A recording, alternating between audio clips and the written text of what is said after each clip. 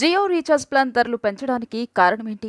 Jio recharge plan ధరలు పెరగడం వల్ల ముఖేష్ అంబానీకి ఎన్ని వేల కోట్ల లాభం? జియో రీఛార్జ్ ప్లాన్ ధరలు పెంచడం వల్ల సామాన్యుడి జేబుకి చిల్లుపడిందా? వాళ్లు పెంచిన ధరలు ఇచ్చిన గడువులోపు ముగుస్తోందా?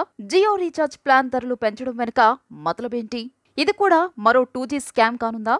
జియో బాట్లోనే ఎయిర్టెల్, వడాఫోన్, ఐడియా కూడా వీళ్ళంతా విచ్చలవిడిగా ప్రీపెయిడ్ ఛార్జీలు పెంచుతుంటే ప్రభుత్వం ఎందుకు మౌనం వహిస్తుంది? దీనిలో ప్రభుత్వ వాటా ఎంత?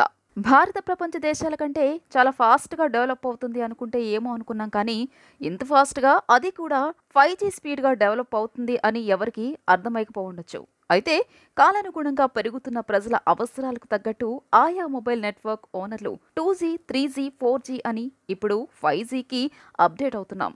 ఇదంతా ఇప్పటి వరకు బాగానే ఉంది, కానీ వాళ్లు పెంచుతున్న ప్లాన్ ధరలు చూస్తేనే సామాన్య జనం హడలెత్తిపోతున్నారు. రీఛార్జ్ చేయాలంటే చేతులు గజగజ వణుకుతున్నాయి. దానికి కారణం వాళ్లు పెంచిన రేట్లే అని తెలిసింది. రిలయన్స్ జియో నిజంగా తెలివైన వ్యూహాలను అమలు చేసిందని చెప్పాలి. వాటిలో ఎక్కువ భాగం వ్యవస్థాపకుడు ముఖేష్ అంబానీకి చెందినవి కావడం గమనార్హం. మొదటి సంవత్సరంలో జియో అపరిమిత డేటా సేవలు మరియు అధిక నాణ్యత ఓల్టేక్ కాలింగ్ సేవలను ఆశ్చర్యకరంగా తక్కువ ఛార్జీలతో అందించింది. మార్కెట్లో పూర్తి మార్పు ఇతర టెలికాం ఆపరేటర్లు తమ వ్యాపార నమూనాలను మార్చుకునేలా చేసింది. ఒక రకంగా చెప్పాలంటే ఇండైరెక్ట్ గా కాంపిటేటర్ ఉన్న ఇతర నెట్వర్క్లను పుండు మీద కారం చల్లినట్లయింది. ఈ దెబ్బతో ఎయిర్టెల్, వడాఫోన్, ఐడియా యూజర్లు మొత్తం జియో బాట పట్టారు. జియో నుండి పోటీని తట్టుకోలేక వడాఫోన్, ఐడియా రెండూ కలిసిపోయి విఐగా రూపాంతరం చెందక కూడా జియో ఆఫర్లను విఐ ఇవ్వలేక కాంపిటీషన్లో వెనుకబడిపోయాయి. అలాగే ఎయిర్టెల్ ఒకానొక సందర్భాల్లో జియోకి మెయిన్ కాంపిటీటర్ గా ఎదిగింది. అయితే జియో ఇచ్చినన్ని ఆఫర్స్ మాత్రం ఇవ్వలేకపోయిందని చెప్పాలి. జియో సృష్టిస్తున్న సునామీకు మిగతా నెట్వర్క్స్ కొట్టుకుపోయాయనే చెప్పాలి. అలాగే ఈ ఆఫర్లు వినియోగదారు ప్రవర్తనలో కూడా చాలా తీవ్రమైన మరియు ఊహించని మార్పులను సృష్టించాయి. అలాగే భారతీయ మొబైల్ నెట్వర్క్ ప్రొవైడర్లలో అనేక విలీనాలు మరియు కొనుగోళ్లకు దారితీసింది.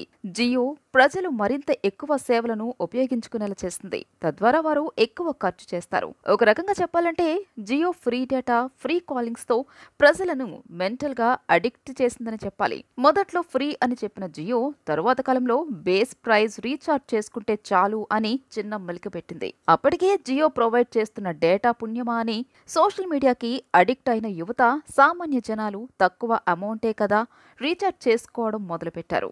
అక్కడ నుండి జియో తాను ప్లాన్ చేసినట్లు జనాలు రీఛార్జ్ చేసుకుంటున్నారు. కాబట్టి సచ్చినట్లు రేట్లు పెంచుతూ వెళ్ళింది.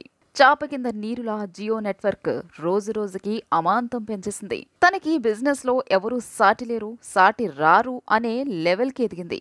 జియో తన కాలింగ్ సేవలపై నిమిషానికి 6 పైసలు వసూలు చేయడం ప్రారంభించింది. కంపెనీ ఇప్పుడు ఇంటర్నెట్ మరియు కాలింగ్ ప్రయోజనాలతో పాటు ఇతర అన్ డిమాండ్ సబ్స్క్రిప్షన్లతో కూడిన అనేక వాల్యూ ప్యాక్లను పోటీ ధరలకు ప్రారంభించింది. ఇవి జియో ఫోన్ వినియోగదారులకు కూడా తక్కువ ఉండడం కూడా ప్లస్ అయిందని చెప్పాలి. జియో ప్రారంభించిన మొదట్లో రిలయన్స్ టెలికాం పరిశ్రమలోకి ప్రవేశించడానికి పెద్ద రిస్క్ తీసుకుంది. అయితే ఇది ప్రస్తుత మార్కెట్లో అత్యుత్తమ కంపెనీలలో ఒకటిగా ఎదిగింది అని చెప్పడంలో ఆశ్చర్యం లేదు. రిలయన్స్ జియో ఉచిత 4G వాయిస్ మరియు డేటా సేవతో జామ్ ప్యాక్డ్ మరియు సూపర్ కాంపిటేటివ్ మొబైల్ మార్కెట్లోకి విజయవంతంగా దూసుకెళ్లినప్పుడు దాన్ని సులభంగా కనిపించేలా చేస్తుంది. కాబట్టి క్లుప్తంగా చెప్పాలంటే రిలయన్స్ జియో తమ టెక్నాలజీల ద్వారా డిజిటల్ విప్లవాన్ని సృష్టించడానికి ఇంటర్నెట్ యొక్క పూర్తి సామర్థ్యాన్ని ఉపయోగించుకోవడం లక్ష్యంగా పెట్టుకుంది. వినూత్న సేవలు మరియు దీర్ఘకాలిక ప్రణాళిక ప్రపంచాన్ని అత్యంత వేగంగా ఒకరి చేతికి అందిస్తాయి. అలాగే భారతీయులు ఆలోచించే విధానం, పనిచేసే పద్ధతి, జీవించే విధానం మరియు వినోదం పొందే విధానాన్ని మార్చేశాయి అని చెప్పొచ్చు. దీన్ని మనం జియోకి ముందు, జియో తర్వాత అని కూడా చెప్పుకోవచ్చు. ఇదంతా ఒకెత్తైతే ఇలా నెట్వర్క్ ఓనర్లు వాళ్ల ఇష్టానుసారంగా రేట్లు పెంచుతున్న ప్రభుత్వం నోరు మెదపకపోవడం సామాన్య జనాలకి అంతు చిక్కడం లేదు. జియో ఉచితంగా సేవలందించినప్పుడు కానీ, రేట్లు పెంచినప్పుడు కానీ ప్రభుత్వ పెద్దలు చూస్తూ ఉన్నారే తప్ప ఎవరూ కూడా ప్రశ్నించలేదనేదే వాస్తవం. ఇదంతా ఒకెత్తైతే ఉన్నట్లుండి జియో రేట్లు పెంచడానికి గల కారణాలేంటి అని అతి చిన్న సామాన్య పౌరుడి నుండి చదువుకున్న మేధావుల వరకు కలిగిన మొదటి ప్రశ్న ఇదే. ఇదిలా ఉంటే జియో ఒక విప్లవాత్మక సంస్థ మరియు భారతీయ 4G ఆల్ట్ సేవలకు టార్చ్ బేరర్గా ఎదుగుతున్న శక్తిగా ఇప్పటికే నిరూపించబడింది. ముఖేష్ అంబానీ నేతృత్వంలోని కంపెనీ ప్రస్తుతం భారతదేశంలో ప్రముఖ telecommunication service provider. Jio company ఇప్పుడు 5G మరియు 6G సేవలతో భారతీయ వినియోగదారులను శక్తివంతం చేయడానికి కృషి చేస్తోంది. జియో 179.93 మిలియన్ల వినియోగదారులతో ప్రపంచంలో 3వ అతిపెద్ద మొబైల్ నెట్వర్క్ ఆపరేటర్గా ఎదిగింది. ఏప్రిల్ 2022లో జియో తన నెట్వర్క్కు 1.6 మిలియన్ ప్లస్ వైర్లెస్ సబ్స్క్రైబర్లను జోడించింది. బ్రాడ్బ్యాండ్ విభాగంలో జియో మార్కంలో ముందుంది. ఇది ప్రస్తుతం మొత్తం భారతీయ యూజర్ బేస్లో 52.15%ని కలిగి ఉంది. తర్వాత భారతి ఎయిర్టెల్ ఇప్పుడు 31.61% మార్కెట్ వాటాను కలిగి ఉంది. జియో 2019లో ఫైబర్ టు హోమ్ సర్వీస్ను ప్రారంభించింది. ఇది ఇప్పుడు హోమ్ బ్రాడ్బ్యాండ్, టెలిఫోన్ మరియు టెలివిజన్ సేవలను అందిస్తోంది. కరోనా వైరస్ వ్యాపారాలు మరియు నిపుణులకు భయానకంగా ఉన్నప్పుడు ముఖేష్ అంబానీ తన కంపెనీ రిలయన్స్ జియోను గడువుకు 9 నెలల ముందు నికర రుణ రహితంగా మార్చారు. సమ్మేళనం దాని ప్రస్తుత వాటాదారులకు వాటాలను అందించడం ద్వారా 53,124 కోట్ల రూపాయలు మరియు జియో ప్లాట్ఫామ్లోని వాటాలను 12 ఒప్పందాల ద్వారా విక్రయించడం ద్వారా మరో 1,18,318.45 కోట్లను సమీకరించింది.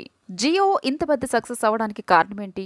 రిలయన్స్ జియో ఉచిత 4G వాయిస్ డేటా సేవలతో జామ్ ప్యాక్డ్ మరియు సూపర్ కాంపిటేటివ్ మొబైల్ మార్కెట్లోకి విజయవంతంగా దూసుకెళ్లినప్పుడు దాన్ని సులభంగా కనిపించేలా చేస్తుంది.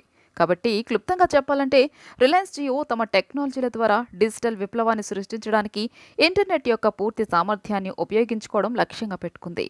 జియో భారతదేశంలో పెను సంచలనమే సృష్టించిందని చెప్పాలి. రిలయన్స్ జియో మార్చి 9, 2021న భారతదేశంలో 50 మిలియన్లకు పైగా చిన్న మరియు మధ్య తరహా వ్యాపారాలను మార్చడానికి ఇంటిగ్రేటెడ్ ఫైబర్ కనెక్టివిటీ మరియు డిజిటల్ సొల్యూషన్ల కోసం ప్రణాళికలను ప్రకటించింది. ఈ ప్లాన్ కింద భారతీయ ఎంఎస్ఎంఈలు మార్కెట్లో ఉన్న ధరలో 10వ వంతుకు జియో కనెక్టివిటీని పొందుతాయి. మార్చి 8, 2021 నాటి నివేదికల ప్రకారం రిలయన్స్ జియో తన కొత్త ఉత్పత్తి జియో బుక్ను ప్రారంభించినట్లు ప్రకటించింది. సంవత్సరాల ఊహాగానాల తర్వాత ఉత్పత్తి ఇంజనీరింగ్ ధృవీకరణ పరీక్ష దశలో ఉందని నమ్ముతారు. జియో బుక్ ఒక ల్యాప్టాప్. ఇది సరసమైనది మరియు చాలా మంది వినియోగదారులను ఆకర్షిస్తోంది.